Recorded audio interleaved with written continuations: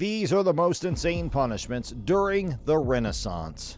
The Renaissance was a time of great change and progress, but it was also a time of harsh punishments for those who dared to break the law.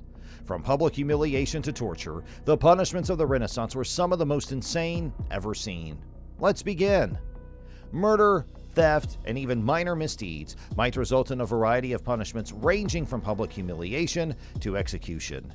Here are some of the most bizarre Renaissance punishments, ranging from being imprisoned in a pillory to being packed into a barrel and rolled about town. It was like a game of moral roulette. You never knew what punishment you would be dealt when you landed on your wrongs. Even if you're not the biggest art buff, you've probably heard of the Renaissance period.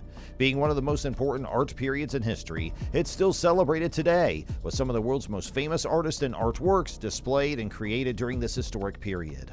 But the Renaissance was not completely about art. The period was also known for horrific punishments. In Renaissance civilization, criminal activity was an everyday occurrence. Because of the presence of armed guards at the town gates, internal police force, and surrounding walls, certain places, such as cities, were significantly safer than others, such as the countryside. Despite this, many people continue to go about their regular lives in fear. Peasants who were unprotected were susceptible to attack by robbers and were frequently robbed and attacked by troops who lacked discipline. As a direct consequence of this, the vast majority of males would leave their homes armed, and in order to protect themselves, women would frequently go out in the company of a male guardian.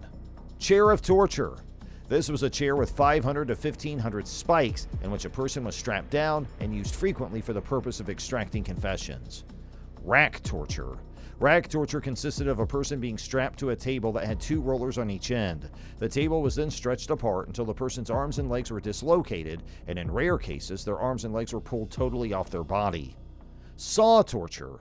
Saw torture consisted of a person being sawed to death while they were naked and hanged upside down by their feet. The saw was inserted between their knees and moved toward their head. Hanging. In the execution method known as hanging, a noose or ligature would be wrapped around the victim's neck and they would be strung from a height. Decapitation. For the purpose of decapitation, an individual would often be beheaded with an axe, sword, or dagger. Stoning. The victim of stoning would be attacked by a gang of people with stones till they passed away. Pillory.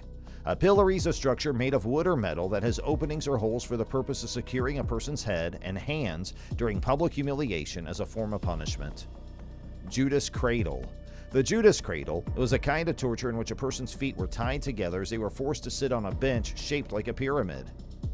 Breaking wheel. A torture device that was used for public executions and consisted of a wheel that fractured a person's bones until they died.